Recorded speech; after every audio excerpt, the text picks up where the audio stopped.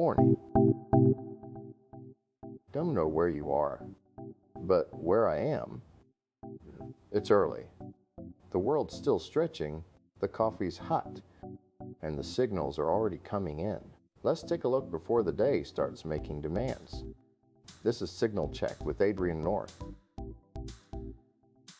The sky's still gray. Inbox is lighting up. Systems are flipping on across a dozen time zones. Coffee in hand. Mind's still quiet. Let's check what moved overnight before the world starts asking us to react. GitHub confirmed a breach this week. And not a small one.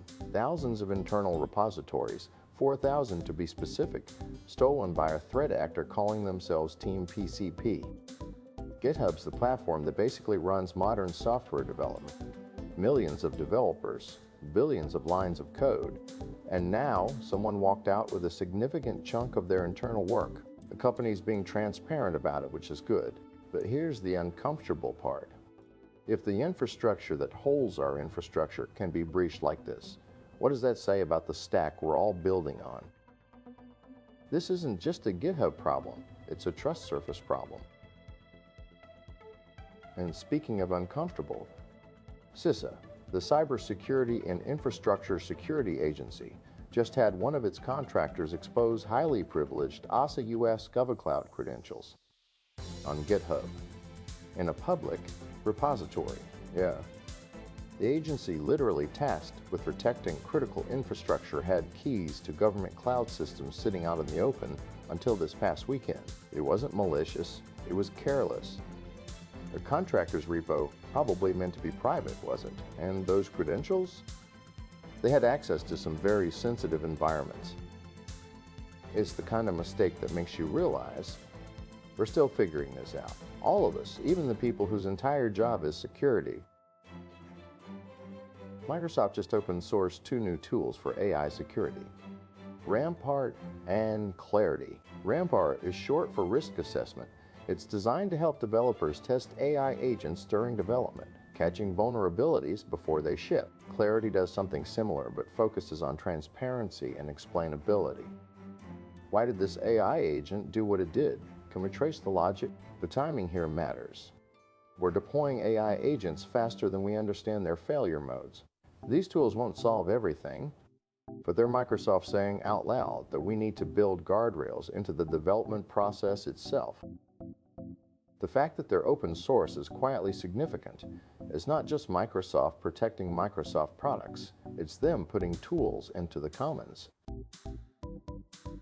Quick shift here. Something lighter but still interesting. Gray zone training. Runners are talking about it again, and the debate is surprisingly heated. The idea is simple. Easy days should be easy. Hard days should be hard. And the gray zone, that in-between effort where you're working but not really working, is where a lot of runners accidentally live. It feels productive. You're moving, but it's not easy enough to recover and not hard enough to adapt. The question is whether staying out of the gray zone entirely is the right move, or if there's value in that middle ground after all. It's one of those things that sounds like sports science, but is really about discipline, knowing when to hold back, knowing when to push, and not confusing motion with progress.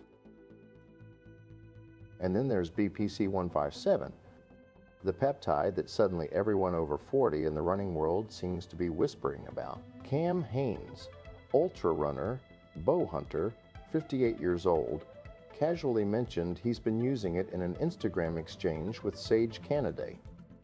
He just won his age group at the Eugene Marathon, and people started asking questions. BPC-157 is a synthetic peptide.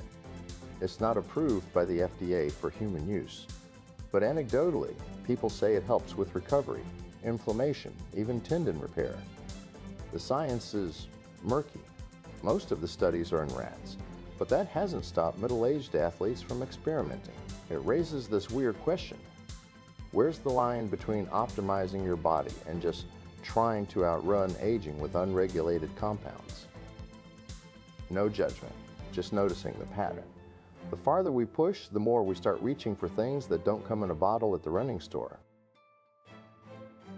Last one, Google.